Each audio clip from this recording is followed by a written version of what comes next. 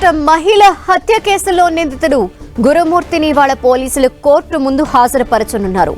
మహిళ హత్య కేసులో దర్యాప్తులో కీలక విషయాలు సేకరించారు పోలీసులు.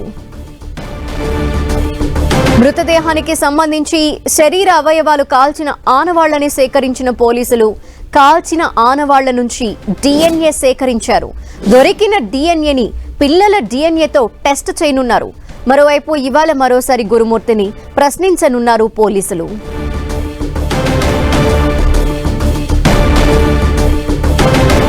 మీర్పేట్ హత్య కేసులో విస్తుపోయే నిజాలు బయటకు వస్తున్నట్టు తెలుస్తోంది. దీనికి సంబంధించి డీటెయిల్స్ మా ప్రతినిధి సునీల్ అందిస్తారు. సునీల్. రంగారెడ్డి జిల్లా మీర్పేట పోలీస్ స్టేషన్ పరిధిలో చోటు చేసుకున్నటువంటి సంచలన మర్డర్ కేసులో పోలీసుల దర్యాప్తు ముమ్మరంగా కొనసాగుతుంది. ఇక్కడ ఎలాంటి ఆనవాళ్లు లభించినటువంటి ప్లేసెస్లో పోలీసులు కొన్ని కీలక ఆధారాలు సేకరించారు.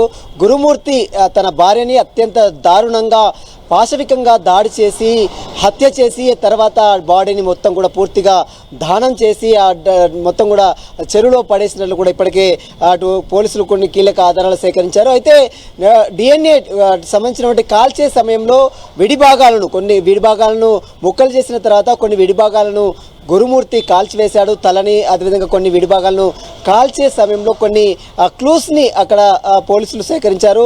ఆ క్లూస్లో DNA టెస్ట్ని పిల్లల DNAతో మ్యాచ్ చేసిన తర్వాత నిజంగా చనిపోయింది మాధవి అన్నట్లు నిర్ధారించుకున్న తర్వాతనే పోలీసులు సెక్షన్స్ని ఆల్టర్ చేసే అవకాశం ఉంది. ప్రస్తుతం అయితే కేవలం మిస్సింగ్ కేసును మాత్రమే పోలీసులు నమోదు చేసుకున్నారు. ఆ తర్వాత ఇది మర్డర్ కేసుగా మలుపు తిరిగింది. మర్డర్ కేసుతో పాటు ఎవిడెన్స్ ట్యాంపరింగ్ అంటే పూర్తిగా ఆధారాలు మొత్తం కూడా పూర్తిగా ధ్వంసం చేయడం, పూర్తిగా ఎలాంటి ఆధారాలు పోలీసులకు లభించకుండా చేయడంతో పాటు చేసినటువంటి గురుమూర్తిపై ఎవిడెన్స్ ట్యాంపరింగ్ పై సెక్షన్స్ కూడా ఆర్డర్ చేసే అవకాశం ఉంది. ప్రస్తుతం అయితే కేవలం మిస్సింగ్ కేసులో నమోదు చేసుకొని దర్యాప్తు చేసినటువంటి పోలీసులు తర్వాత దీన్ని మర్డర్ కేసుగా చూశారు. తర్వాత మళ్ళీ ఎవిడెన్స్ ట్యాంపరింగ్గా చేశారు. ప్రస్తుతం అయితే పోలీసుల అదుపులో ఉన్నటువంటి గురుమూర్తిని సుదీర్ఘంగా ప్రశ్నిస్తున్నారు. ఆయన దగ్గర స్టేట్మెంట్ నమోదు చేసుకున్నారు. ఆ తర్వాత నిన్న పిల్లల స్టేట్మెంట్ కూడా నమోదు చేసుకున్నారు. ఈరోజు మరొకసారి గురుమూర్తిని ప్రశ్నిస్తారు. ఈరోజు అన్ని ఆధారాలు సేకరించిన తర్వాత అంటే అన్ని ఎవిడెన్స్ కోర్టులో ప్రూవ్ చేయడానికి అవసరమైనటువంటి అన్ని సాక్ష్యాధారాలు సేకరించిన తర్వాతనే రేపు లేదా ఎల్లుండి అటు కోర్టులో ప్రొడ్యూస్ చేసే అవకాశం ఉంది. ధనలక్ష్మి.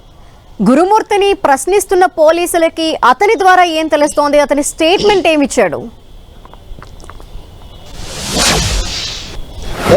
క్షణికావేశంలో అతను మర్డర్ చేసినట్లు ఒప్పుకున్నప్పటికీ కూడా అందుకు సంబంధించినటువంటి ప్రూఫ్స్ ప్రాథమికంగా ఎవిడెన్స్ అనేది కోర్టు ఖచ్చితంగా ప్రూవ్ చేయాల్సినటువంటి అవసరం పోలీసులకు ఉండేది. కానీ అక్కడ ఎలాంటి ఆనవాళ్ళు లేకుండా అటు పకడ్బందీ ప్లాన్తో గురుమూర్తి హత్యను చేశాడు. ఆ తర్వాత హత్య చేసిన తర్వాత ఎవిడెన్స్ ఎక్కడ కూడా లభించకుండా ఆ బాడీకి సంబంధించినటువంటి ఆనవాళ్ళు లేకుండా చేశారు. ఆ తర్వాత ఆ బాడీకి సంబంధించినటువంటి మెటీరియల్స్ మొత్తం కూడా కాల్చిన తర్వాత ఆ సమయంలో మొత్తం తీసుకువెళ్ళి చెరువులో పడేసినటువంటి పరిస్థితి చూస్తాం. అయితే కాల్చే సమయంలో శరీర విడిభాగాలని కాల్చివేసే సమయంలో కొన్ని ఎవిడెన్స్ అక్కడ వదిలిపెట్టినట్టు కూడా తెలిసింది. ఆ ఎవిడెన్స్ని నిన్న క్లూస్ టీమ్ అధికారులు కొన్ని ఎవిడెన్స్ని కలెక్ట్ చేశారు. ఆ ఎవిడెన్స్ ఆధారంగా చనిపోయినటువంటి మాధవి శరీర భాగాలు కాల్చే సమయంలో దొరికినటువంటి కొన్ని ఎవిడెన్స్ దాన్ని DNAకి పంపించారు.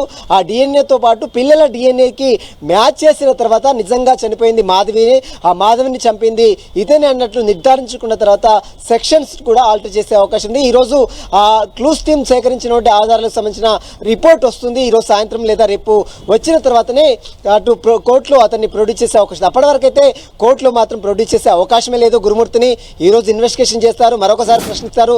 అతని దగ్గర స్టేట్మెంట్ నమోదు చేసుకున్నారు, పిల్లల స్టేట్మెంట్ని నమోదు చేసుకున్నారు. పిల్లల స్టేట్మెంట్లో కొన్ని కీలక ఆధారాలు కూడా లభించాయి. నిన్న ఎందుకంటే తల్లి లేదు, 10 సంవత్సరాల తన పాపని పోలీసులు అనేక ప్రశ్నలు అడిగారు. ఇంట్లోకి రాగానే కొంత దుర్వాసన వచ్చిందని పాప పోలీసులకు సమాచారం ఇచ్చింది. ఆ తర్వాత అక్కడ నుంచి తన తల్లి కనపడలేదని చెప్పడం, ఆ తర్వాత అతను తండ్రిని అడిగితే మౌనంగా ఉండడం చెప్పడం, ఇవన్నీ కూడా పోలీసులు ప్రతిదీ కూడా ఎవిడెన్స్ కలెక్ట్ చేశారు. ఆమె యొక్క స్టేట్మెంట్ కూడా నమోదు చేస్తున్నారు. కాబట్టి ప్రతిదీ కూడా ఈ కేసులో కీలకంగా మారే అవకాశం ఉంది. ధనలక్ష్మి. మరోపక్క గురుమూర్తి ఫోన్ లో మరొక మహిళకి సంబంధించిన ఫోటోల్ని కూడా పోలీసులు గుర్తించారని తెలుస్తోంది. ఫోన్ కాల్ డేటా కావచ్చు, వాట్సాప్స్ కావచ్చు, వీటికి సంబంధించి డేటా రిట్రీవ్ చేసే పనిలో కూడా పోలీసులు ఉన్నారు అని తెలుస్తోంది. ఇదెంత వరకు వచ్చింది? ఎస్, ప్రస్తుతం అయితే అన్ని కోణాల్లో అటు గురుమూర్తి కాల్ డేటాతో పాటు అటు మాధవి కాల్ డేటాను కూడా పోలీసులు ఎనాలిసిస్ చేస్తున్నారు. మాధవి ఇంకా ఎవరితోనైనా మాట్లాడిందా లేదా గురుమూర్తి ఎవరితోనైనా మాట్లాడా, ఎందుకంటే కొన్ని అనేక ఆరోపణలు కూడా వినపడుతున్నాయి. మాధవి ఇల్లీగల్ ఎఫైర్ పెట్టుకుందని, ఇతను ఇల్లీగల్ ఎఫైర్ పెట్టు, కానీ ఎక్కడ కూడా దాన్ని ఎస్టాబ్లిష్ మాత్రం పోలీసులు ఎక్కడ కూడా చేయలేదు. ఇదంతా కూడా పూర్తిగా రూమర్స్ మాత్రమే అని అటు పోలీసులు కొట్టిపారేస్తున్నారు. నిజంగా అసలు ఏం జరిగింది, నిజంగా వాళ్ళిద్దరి మధ్య క్షణికావేశంలో ఇంట్లో గొడవ జరిగితే ఇదంతా జరిగినట్లు పోలీసులు ప్రాథమికంగా నిర్ధారించారు. కానీ బయట మాత్రం ప్రచారం మాత్రం అనేక విధాలుగా ప్రచారాలు జరుగుతున్నాయి, ఇల్లీగల్ ఎఫైర్ అని, అది ఇంకోటి అని చెప్తున్నారు. కానీ పోలీసులు మాత్రం వాటిని కూడా కొట్టిపారేస్తున్నారు. కేవలం ఇంట్లో ఇద్దరికి భార్యాభర్తల మధ్య గొడవ జరిగింది. ఆ గొడవలో మాత్రమే ఇద్దరు క్షణికావేశంలో గురుమూర్తి తన భార్యపై దాడి చేయడం, ఆ తర్వాత ఒక్కసారిగా తలకు ఆ గోడకేసి కొట్టడంతో క్షణికావేశంలో ఆమె చనిపోయింది. ఆ తర్వాత వెంటనే ఏం చేయాలో అర్థం కాక ఆ బాడీని మొత్తం కూడా పూర్తిగా దొరకకుండా, పోలీసులు దొరకకుండా, ఎలాంటి ఎవిడెన్స్ దొరకకుండా చేయాలనే ప్లాన్తోనే ఈ గురుమూర్తి ఇదంతా చేశాడన్నట్లు కూడా పోలీసులు చెప్తున్నారు. దానికి సంబంధించిన ఇదంతా కూడా కోర్టులో ప్రూవ్ చేయాలని, గురుమూర్తి మర్డర్ చేసిండు, గురుమూర్తి తన భార్యను చంపిండు అనడానికి గల ప్రధాన ఆధారాలు కోర్టులో ప్రూవ్ చేయాల్సిన అవసరం ఉంటుంది. ఎందుకంటే ప్రతిదీ కూడా కోర్టు న్యాయస్థానం ఖచ్చితంగా ఎవిడెన్స్ అనేది చూస్తుంది. కాబట్టి ఆ ఎవిడెన్స్ కలెక్ట్ చేయడంలో పోలీసులు కొంత ఎవిడెన్స్ కలెక్ట్ చేయడంలో కొంత ఇబ్బందులు పడుతున్నారు. ఎందుకంటే ఎక్కడ కూడా ఆనవాళ్ళు లభించలేదు. అయితే అది కాల్చివేసే సమయంలో అతను కేవలం తలను, కొన్ని శరీర భాగాలను కాల్చివేసే సమయంలో కొన్ని ఎవిడెన్స్ కూడా అక్కడ దొరికినట్లు క్లూస్ టీమ్ అధికారులు సేకరించారు. ఆ ఎవిడెన్స్ని ఎఫ్ఎస్ఎల్ రిపోర్ట్కు పంపించారు. ఎఫ్ఎస్ఎల్ రిపోర్ట్లో వచ్చిన తర్వాత దాన్ని డిఎన్తో మ్యాచ్ చేస్తారు. పిల్లల డిఎన్తో మ్యాచ్ చేసిన తర్వాత వారిద్దరికీ సరి చూస్తే మాత్రం ఈ రిపోర్ట్ను కూడా కోర్టులో ప్రొడ్యూస్ చేసే అవకాశం ఉంది. ఇవన్నీ ఆధారాలు సేకరించిన తర్వాతనే కోర్టులో గురుమూర్తిని ప్రొడ్యూస్ చేసే అవకాశం అయితే ఖచ్చితంగా కనబడుతుంది. ఈ రోజు అయితే గురుమూర్తిని ఎట్టి పరిస్థితుల్లో కోర్టులో ప్రొడ్యూస్ చేయరు. ఈ రోజు మరొకసారి గురుమూర్తిని ప్రశ్నిస్తారు. ప్రస్తుతం సరూర్ నగర్లో ఉన్నటువంటి ఎస్గోటి కార్యాలయంలోనే గురుమూర్తి ఉన్నారు. గురుమూర్తి స్టేట్మెంట్ నమోదు చేసుకున్నారు. నిన్న రాత్రి సీన్ రీకన్స్ట్రక్షన్ కూడా చేసినట్టు కూడా సమాచారం తెలుస్తుంది. ఎక్కడెక్కడ తీసుకెళ్లారు, ఎక్కడెక్కడ ప్లేసెస్లో అవయవాలు, శరీర అవయవాలని పడవేశారు, ఎక్కడెక్కడ కాల్చివేశారు, వీటన్నిటికి సంబంధించిన pin to pin report, scene reconstruction మొత్తం కూడా చేసినట్టు కూడా సమాచారం ఉంది.